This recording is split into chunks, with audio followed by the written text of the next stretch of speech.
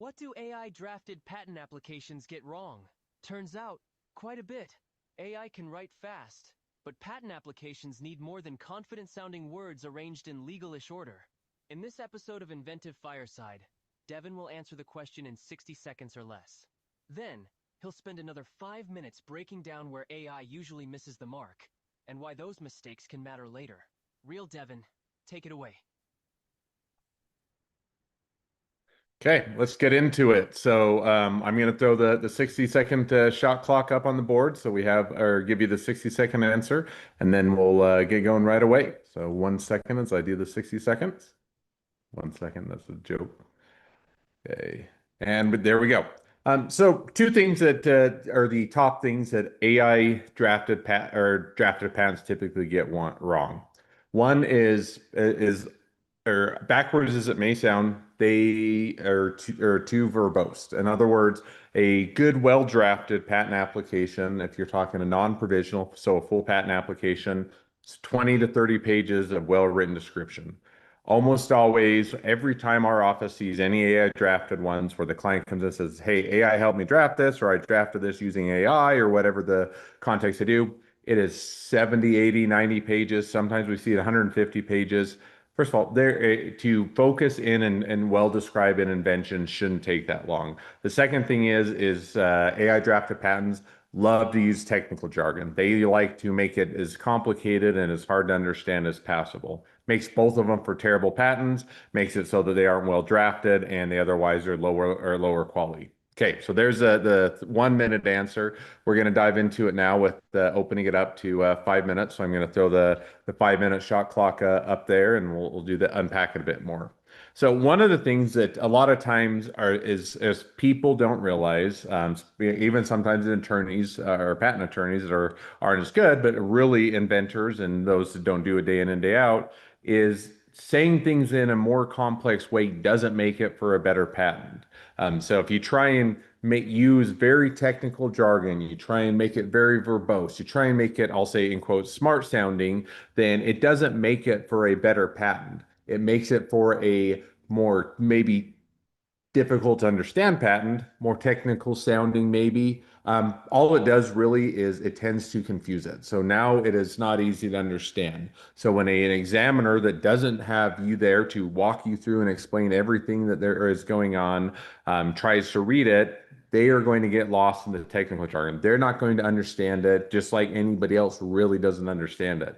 A well-written patent is easy to understand. You should be able to pick it up. You should be able to read through it. You should be able to understand here's what the invention is in a concise way that is straightforward, easy to understand. And it's not that you can't use correct technical or language, but it doesn't need to be the over-the-top technical jargon. And it should be focused and to the point. You don't need 100 pages when you can do it in 15 pages. You don't need 150 pages when you can do it in 20 pages.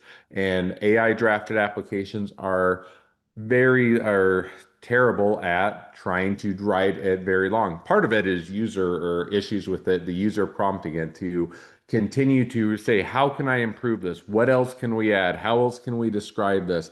What are other things that we should consider? And by the time that you keep prompting it, AI will keep spitting things out. It will make it as long as you tell it to. And so if you're not are familiar with what is a good or bad patent, you're going to have a very long patent that's going to be 150 pages that examiner, when they pick it up at the patent office, is not going to read the 150 pages. They're not even going to get close through the way through. And then it's not very well articulated. It's unnecessary complicated language that is technical jargon that is fluffy that really doesn't mean anything. So when you compound that all together, a lot of them are not good. They're lengthy, nobody reads, hard to follow, unnecessarily complex or language that doesn't really describe the invention, and it just makes for a very untargeted, hard to understand application that doesn't get you there. It slows it down and makes it so it's less likely the examiner is going to actually allow it, even to understand it. And at the end of the day, you're going to have to walk them through and explain to them what should have been there in the first place. The other thing that the patent applications that are drafted by examiners typically, or not by examiners, by AI typically gets wrong is it is not very good at strategizing or thinking about fallback positions. So fallback positions are oftentimes saying, hey, here is our broader version of my invention. Here's how, if I were to go through and say at the very core, here's what my invention is at its broadest level. Well, maybe the broadest level is going to be too broad. So how do I then fall back to narrower versions, to alternatives that I can or set up to make arguments so that when the examiner points that this is too broad, I can have a fallback position to narrow it. Or here's what the prior art may be showing, and now how do I anticipate that that may come up, and then examiner may raise that, and then as they raise that, we can already have built-in arguments as to why that wouldn't be correct. So if you know what your how it's previously been done out there in the marketplace, how other competitors are doing it, and you know what yours is differently, AI is just going to write whatever you tell it to write, and it's going to write it in terrible language or make it too long. But it's not going to say, okay, now when the examiner raises this as an issue, here's the competitor's products, here's the prior art, here's the other inventions. How do we actually distinguish from it? AI patents just really don't think about that. So they make them too long, use terrible language, don't or have much strategy as far as fallback positions or ignore design arounds. And the other thing is AI is still not that smart. It uses a lot of boilerplate. So what it does is it takes a whole bunch of other language that's already been used, some by good attorneys, some by terrible attorneys, some by mediocre, some by okay, and it throws it all together and makes a whole bunch of boilerplate language that really is not necessary. So we got boilerplate in there, too long technical language, not are good at strategy, no fallback positions, and doesn't anticipate design around. So all that said, what should you do? Use AI to help you articulate your own idea.